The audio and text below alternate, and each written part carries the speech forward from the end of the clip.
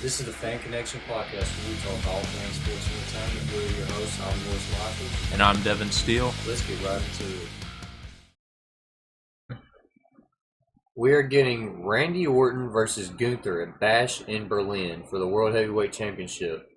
And dude, I know we've talked about this off the set, but I honestly think Randy Orton will beat Gunther so Cena can beat Flair's record. I know that's a crazy prediction, but Triple H is the guy now, bro. Randy Orton's his right hand man. I think that's what's happening.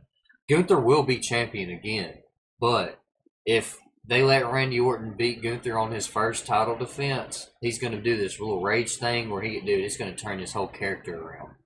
And you're not the only person I've heard calling Randy Orton to win. But from my point of view, if Damian Priest can get a couple months, I think the most dominant Intercontinental Champion of all time can get a couple months. That's fair. And we've got plenty of time until Cena comes back. And Randy Orton is a guy that can get into the world title picture whenever he wants to. That's also true. So, I mean, I just don't think we have to be in any rush to get that title off of Gunther right now. But this is basically a rematch from King of the Ring, because you remember Randy's shoulders weren't down in that match. And honestly, I was a little surprised to see Randy Orton on Raw to begin with. Yeah, that's one of the things we was kind of confused about. We was like, well, is he on Raw now, or did they switch people up, And I remember us saying about that King of the Ring match, we didn't think it was as good as what those two could really do. Yeah, we literally both said that. We were like, it seemed like somebody didn't want to do something or something, and this match is going to be what we wanted. I'm hoping that at Bash in Berlin, we're going to get the match that we want. Sheamus versus Ludwig Kaiser. Dude, I really like the match, but to keep doing the same crap with Sheamus, man, I feel like it's just about time for something different. I'm with you there, because I before this match had even started, I was thinking to myself, I was like, can't wait for another installment of Pete Dunne, Sheamus, and Bronson Reed where nothing happens, really. Right. This is the same thing they did with Ludwig Kaiser, that storyline with Pete Dunne that Sheamus is doing now. It's the same thing they did with Ludwig Kaiser. And now, lo and behold, Ludwig's back. But my problem with this, though, dude, where's the Sheamus and Braun Breaker IC title match? Because Sheamus was dude, you know how the results ended. Braun Breaker ended up being #1 contender, but Sheamus should have been. Yeah, I do remember that. So, it's only fair for Sheamus to face Braun Breaker, and, I'm not saying Braun Breaker should lose his IC title yet, but that would be a good feud. They could do a couple PLEs with that one, you know? Yeah. Nothing wrong with watching these two guys go at it. And, it was everything. A good match because Ludwig Kaiser's, dude, he's slowly getting so much better and cleaner in the ring too. And I like Pete Dunne too. I like Sheamus. I like these guys that were out here. It's just they keep trying to do the same revolving door with them. I don't see a definitive end. Right. The new Judgment Day segment. Damian comes out and he pretty much turns heel. He calls out Finn Balor. And that goes how that goes. The new Judgment Day thinks that they're better than Rhea Ripley and Damian Priest. Damian said, you guys are my family now. I lost my title, but I got a cool documentary. Oh, okay. It's like he acknowledged the people. He literally said basically I care what you guys think. Talking to the crowd. So clearly Mommy and Damian Priest are face now. And I think Damian Priest is as hot as he's ever been right now. But I think losing that title is only gonna make him better, dude. Because he's got an aura now, Yeah, I don't think there's anything but more opportunities coming his way after that. And with the new Judgment Day, with all these new guys in it, and Finn Balor kind of being at the helm, Liv Morgan and everybody else. I'm thinking there's plenty of opportunity for them to keep Damian Priest on TV. Yeah, because he's somebody who never turned their back on Damian Priest or Truth. Yeah. So we're finna get probably Awesome Truth and Damian Priest together. That would be interesting. Because they could probably turn Miz around and get him to like Damian Priest after everything, but R-Truth's always going to be there for him, Exactly. CM Punk comes out to acknowledge the loss at SummerSlam. This segment kind of confused me a little bit too, because like I like what CM Punk was saying at first, because like that was the only part that actually made sense. But once, because like this is how it happened. CM Punk said his little spit, right, and then Seth freaking Rollins comes out. Okay, so we're thinking we're getting at the next PLE, we're finna get CM Punk versus Seth Rollins, right? Mm-hmm. That's what we're thinking. And then, no, here comes Drew McIntyre in the crowd, right? Drew McIntyre lures CM Punk out of the ring just for Bronson Reed to jump Seth Rollins. So we're not getting Seth Rollins versus CM Punk. Are we getting CM Punk versus Drew McIntyre again and maybe a stipulation? I don't know, bro, because I'm with you. I'm not sure how this elevated the feud or kind of changed the direction or anything. Because, I mean, Seth Rollins come out and him and CM Punk were about to throw down. Like you said, Drew comes out with the bracelet and everything. And he's like, "You've still got it, CM Punk." Yeah, pretty much calls his dog ugly and he makes him mad. It's fine, man. It's fine. But on the other note, though, like Seth Rollins did eat about 50 tsunamis. Like, what's up with that? Talk about making your own opportunity. And we've been saying this, bro. Is like Bronson Reed needed something. He needed something big. And what's bigger than going after Seth freaking Rollins? If he squanders this push, there's no hope for Bronson Reed going forward. Dude, I just want to say that, like, I was hating on him a couple podcasts ago, but, like, after that, like, that just shows that he has potential. And I want to say this before we completely move on from this. I don't like that Drew McIntyre's calling himself the best in the world. I don't like that either. To be honest. Because, yeah, he beat CM Punk, but he only beat CM Punk because of the stupid special guest referee crap, you know? Yeah, I don't like that. If that was like a normal 1v1, like, I'm pretty sure CM Punk would have won. Because the reason CM Punk lost is because he kept getting mad about the Seth Rollins crap, to be honest. He was in his own head, but he was mad at Seth Rollins for the crap that he's done, too. They said it on commentary, bro. Like, CM Punk cost himself the match. He had Drew beat, and Drew even acknowledged that he was beat. He's like, "You've still got it," you know? So now I guess we'll just have to wait till next week's Raw to find out what's in store for that. Until something is official. Because we don't even know if we're getting another Punk and McIntyre match yet, for sure, you know? But moving into something else, we got Lyra Valkyria defeats Shayna Baszler by DQ. We still don't know the name of this freaking group yet. Yeah, I don't think there's going to be one. And is like until they have a name, is there a point in talking about it? Not. I don't see the direction they're going in. They're playing Ring Around the Rosies with these two other teams. I can't count. I can, you know, it's like if I put up both hands, I probably would not be able to count the amount of times Damage Control has run in on either of these two teams. Yeah. And Lyra Valkyria, I think I told you this earlier, it almost makes me feel like she's just the new Becky Lynch, you know, in a way. And I think she's going to come into her own. Yeah. But that's what they've got for her right now.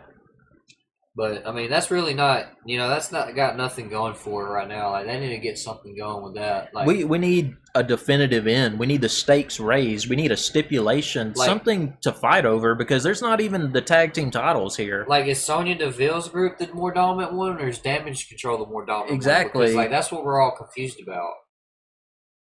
It's like, we just need to know that, and we'll be all right, you know? Like, which one's the better one? But maybe we'll find out. Then we get your favorite segment. The New Day defeats the AOP. Oh my God, man! Courtesy to Odyssey Jones, though. Yeah, bro. On the episode of Raw we missed the week before, Karrion Kross defeated Xavier Woods clean. 1, 2, 3. 1, 2, 3. No, nothing. And so I remember writing down on my notes for that week, I hope this is the last we have to see of this crap. And then guess what? Kofi gets cleared and we get the restart on it. I just don't get it. I just don't get this feud. The Final Testament wants Xavier Woods to join them. The only reason for this to even happen is they want Xavier Woods to turn heel so bad, but that's going to do nothing for him.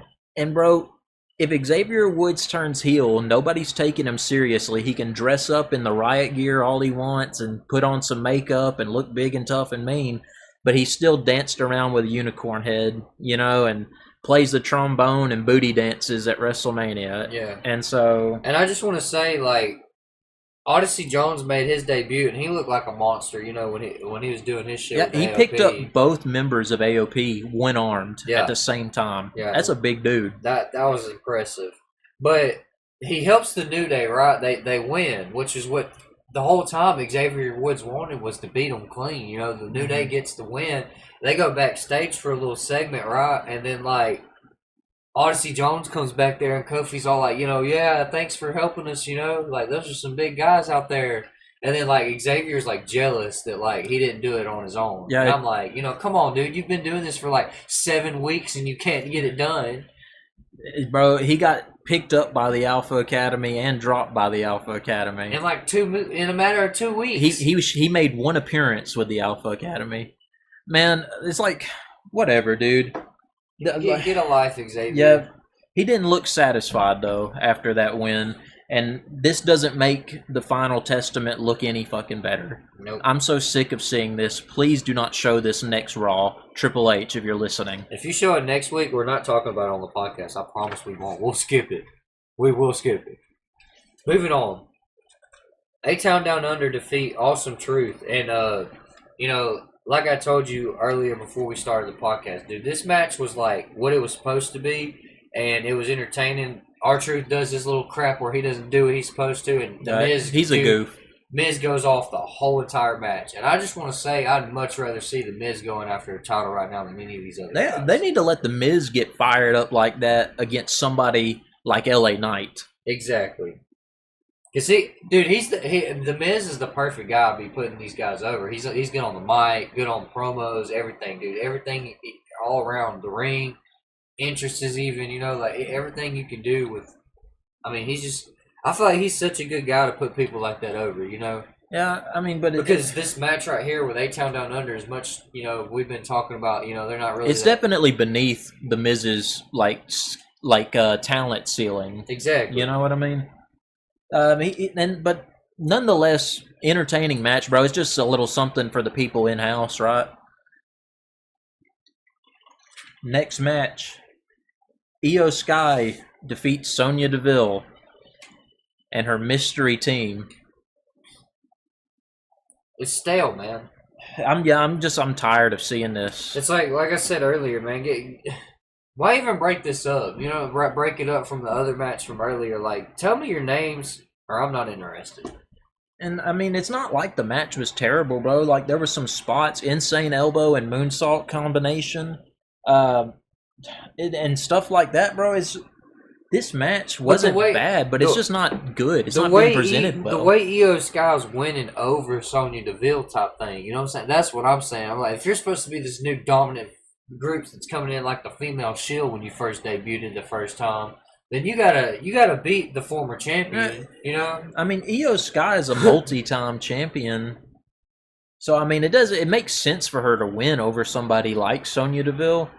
But if you're trying to build up this new threat, you're losing a lot of steam because Baszler's now lost in one night, and now so did Deville. And if I'm not mistaken, I believe Zoe Stark she lost last week. The one we didn't get to record about. Yeah, she lost against the other girl. So, moving into our next match, though, Damian Priest was trying to get his get back, dude. He defeated JD McDonough by DQ, but the whole match he was beating the shit out of him. Yeah, he was raging out. He was imagining that was Finn Balor. Yeah, and I mean, we all know JD McDonough came into the Judgment Day because of Finn Balor, and he's been like Finn Balor's like left-hand man, and pretty much ever since JD McDonough came in there, Finn Balor hasn't really listened to Damian Priest about anything, advice or nothing. So I could only imagine how serious that match could have been. But dude, I just want to say, Damian Priest is doing this like this segment, this whole storyline, like he's doing it to the fullest of his ability, like compared to how when he first came into the WWE and won the US title and everything, compared to now. Like, bro, he's so interesting to watch. I would say from when he cashed in at WrestleMania up until now, he's done nothing but improve. Yeah, even from there, he made some mistakes, and we were hard on him. Oh yeah, a lot of the fans were hard on him. Call it like you see it. You know? But he did bring it back. He found what people were going to respond to before it was over with. Exactly. And in this match, like, he continues to dominate against JD McDonough. Like you said, he was imagining it was Finn Balor. But then, you know, the numbers game come in and Finn Balor cheats, and then they all end up jumping him. And Mommy comes out to save the day. Damian Priest is not unjumpable. He's not. Unfortunately. Sadly, bro, he's not. I will say this. That's what you've been doing to people, Damian Priest, for a minute. So it's only fair you get jumped. At the same time, though, Mommy did get back on Liv, but right when she was finna put her through the announce table, Dirty Doll made the save of the century. Yep. But going about the Judgment Day stuff, bro, we're finna get some crazy stipulation with Finn Balor and Damian Priest. We're already knowing that. You know, it's not gonna be no Hell in a Cell. It's got to be, dude. It's got to be something like that. It's coming. Main event time. The Wyatt Six defeat Chad Gable and the Creed brothers, or as their name now has been debuted, American Made. What do you think? Okay, so I just want to say, American Made should have been a tag team since before Otis was around. That's what I want to say. Like, that might not could have happened like that, but the Alpha Academy should have been that. That's a good name. I like it.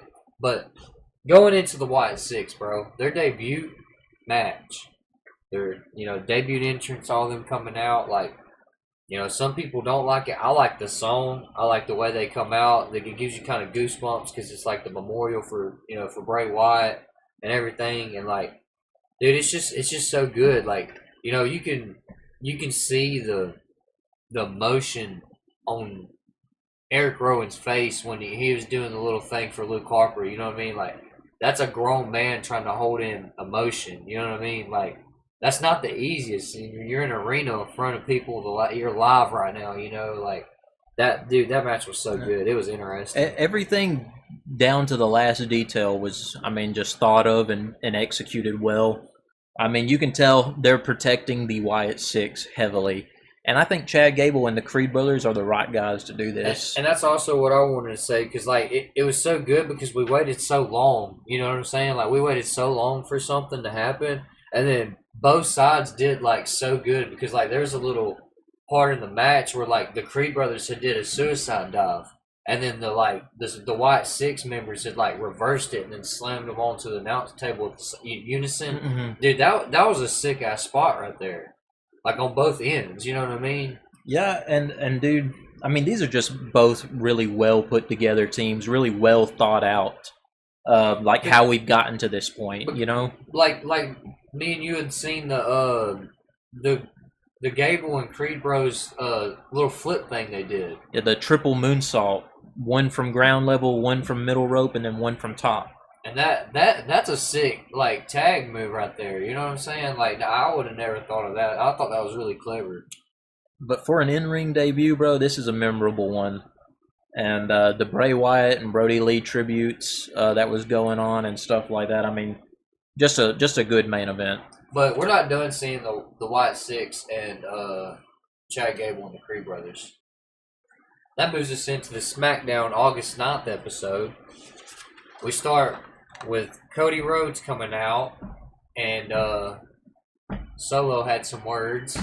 Interrupted by Solo Sikoa. I want to talk about whipping that ass. Yeah. Cody said, "What do you want to talk about, Solo?" He said, "I want to talk about whooping that ass."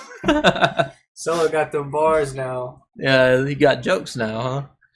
Yeah, pretty much. Like, we thought that, like, we was actually watching this one together. We thought that, like, Cody was finna get jumped like it always goes, and Roman was gonna come in and help him or something, because we didn't know when Roman was coming. Yeah, we didn't know when he was coming. I knew he wasn't coming at the start though. But like, pretty much he just comes out and KO comes out, and then like they go back to like, they're like, oh, we're gonna go find Roman then, forget this. And then Cody's like, oh, well, this is actually the reason I was out here. I want to give you a title match, KO. And he's like, "Oh, well, I don't deserve it." Like, dude, I know you're like me. You don't want to see that, bro. I don't want to see KO versus Cody. Because they're friends for one, and And then KO's not even hungry for the title, bro. He doesn't want to win. He literally said he didn't want it. He doesn't want to win. Why are we watching this? If Cody offers Devin Steele a title match, you're taking it. I'm in. 100%. All the way. And I'm winning.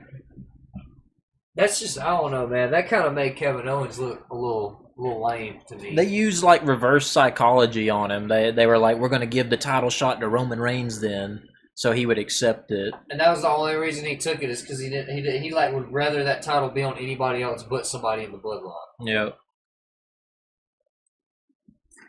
Number 1 contenders tournament for the tag team titles. The Street Profits defeat A-Town Down Under. And this match was pretty good. Like, I mean, I don't see any of these people in the tournament beating the Tongans, but you know, like, there's potential for this tournament to have a good, at least a dominant or a good team for the Tongans to go through. You know what I mean? I'm wondering who's it going to be, because they already beat DIY. And so the Street Profits, they already got beat by the Bloodline as well. Yeah. And so the two teams that have moved on in the tournament have already been beaten by the Bloodline. Yeah, that's true as well. So, like, unless they're going to get something going on this next coming Monday Night Raw, like, it may just be another repeat, you know? Yeah. But I don't, right now, any tag team that's going, I don't see anybody taking the titles off the Tongans. I think those titles are staying put on the Bloodline. I do too. Me as well, bro. But that gets us into our next match, and, like, it was Jade Cargill defeating Alba Fire, and, I mean, duh, come on. You know what I'm saying? Like, they're trying to get their titles back so they can start a feud between Bianca Belair and Jade Cargill, I think, because they're going to try to do one of those things where, like, which one's better in the tag team, and then, you know, that'll be a big match once it gets out, you know, gets to where it's going, but they got to win them tag titles back first, I think. Yeah.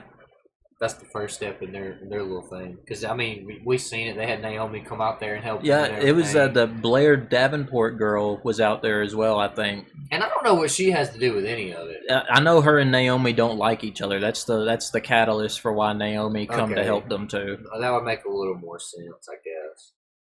But I mean, it's for the tag picture, and neither one of them have a tag team partner, and these girls are trying to get the tag team. It looks like it's about to be a 6-man tag to me. Yeah, it's just, you know, not adding up.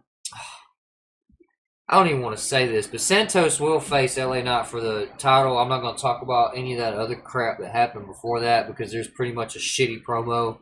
And LA Knight, he was all right, but Santos, I can't stand the way he talks on the microphone, and I wanted Andrade to beat Santos in that match because, I mean, he's just a better wrestler to me. But in my eyes and in your eyes, I mean, Santos and Andrade doesn't need to be facing LA Knight for a title, not even the United States title at that. You know, like neither one of them have done anything recently to deserve that. The only thing I've got to say, bro, is Escobar again. Really? It's like the third time him and LA Knight are going to compete, and I'm pretty sure LA Knight has won every single time. Yeah, like we want to see LA Knight face somebody like the Miz or like Sheamus or something like that. You know, somewhere we can go somewhere with the rivalry. We've seen this. Move on.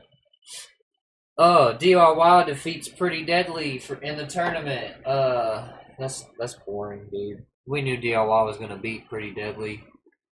Of course, is Pretty Deadly going to win the tag team championships? You think? From the Tongans? Oh yeah, that's gonna happen.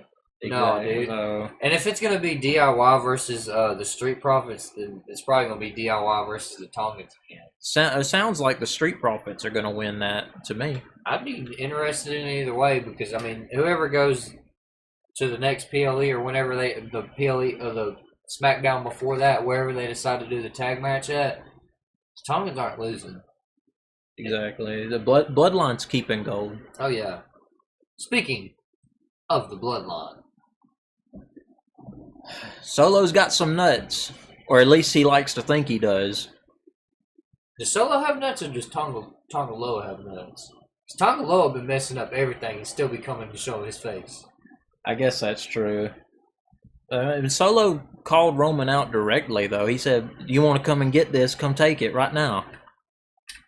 To be fair, though, he ran. He did. That's what I'm saying, man. He talked some mad game, but he sent the Tongans out one by one to get beat up by Roman Reigns, and then him and Roman Reigns scuffled. He got hit with a Superman punch, and then he escaped.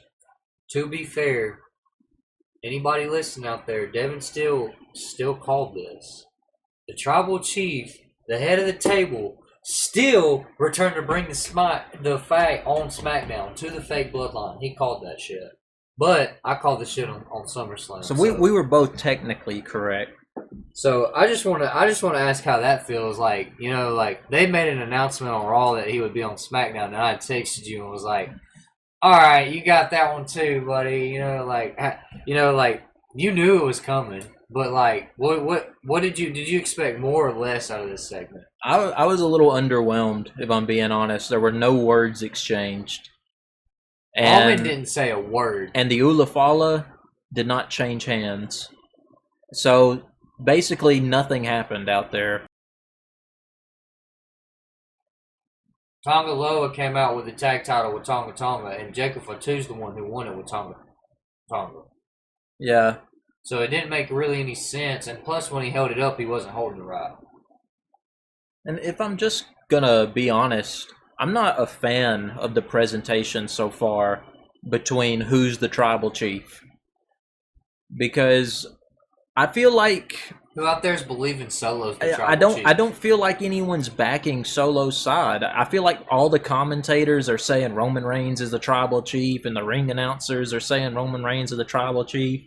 And like when they started that with Roman Reigns, he made everybody acknowledge him. If you're not making people acknowledge you, nobody's gonna fucking believe you. And it's like I do see fingers go up when Solo comes out, and I do see fingers go up when Roman Reigns comes out. But to me, I don't feel like there's as much of a divide as there should be in this storyline on like who do I acknowledge, who's the tribal chief. I feel like everyone's made their mind up already, and I don't think that's going to make for a good match when it comes time for it. But I see what you're saying, and you're not all wrong either, because like I kind of feel the same way in a sense, because that in my eyes, like I told you before we started recording, Roman Reigns should have went through the fucking. He should have got triple powerbomb just like Randy Orton and Kevin Owens did through the announce table, just to keep. You know, us thinking Solo's, you know, going to beat him or something. You know, like, now we're just all thinking, like, well, no matter what, Roman's beating Solo every time they fight.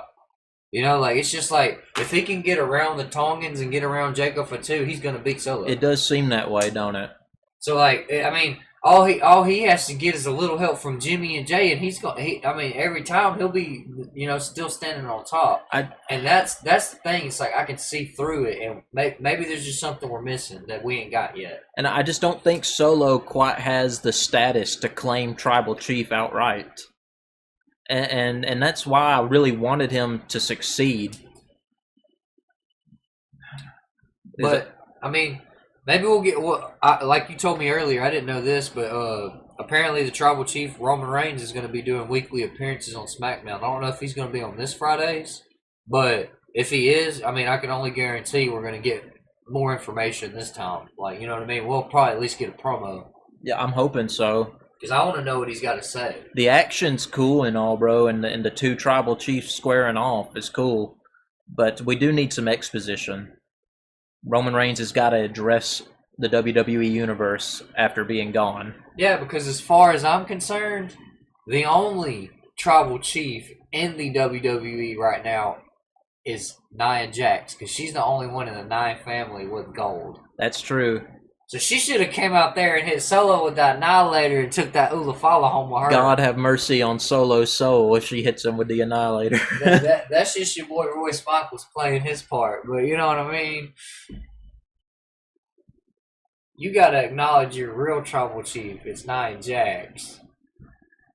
But the only reason I brought up Nia Jax too with the bloodline stuff is because like we were watching SmackDown and they had said something about her gonna have a segment or whatever And then like it goes into the Jay Cargill and Alba Fire thing. We never really got Nia Jax. And I was like, well, dang, that kind of like sucks. She just won a title. I remember that there was a Tiffany segment as well where she was like with Chelsea Green and them. And I'm pretty sure Nia was supposed to come out and kind of say something at some point. I think they ran out of time. Yeah, that's what I think too, because they were doing the tournament thing and all that. So I guess they just saved all the rest of the time. That could have been why that segment at the end of SmackDown kind of turned out the way it did as well. I feel like they were running out of time on SmackDown. That's why the Roman Reigns thing wasn't as good as we wanted it to be, and we didn't get Nia Jax. But I mean, it is what it is. We still got next week. Y'all gotta like that. Y'all gotta share that. Y'all gotta subscribe. Hit that notification bell. We on TikTok, and I mean here shortly we're gonna be trying to go live on either Facebook, TikTok, something. So you get to keep sharing this out there. We're gonna keep getting active on this. And there's big things in the work here. This ain't as good as it gets. Believe me, this is just a beginning. So until next time, if you don't want to miss out, the Fan Connection is out of here.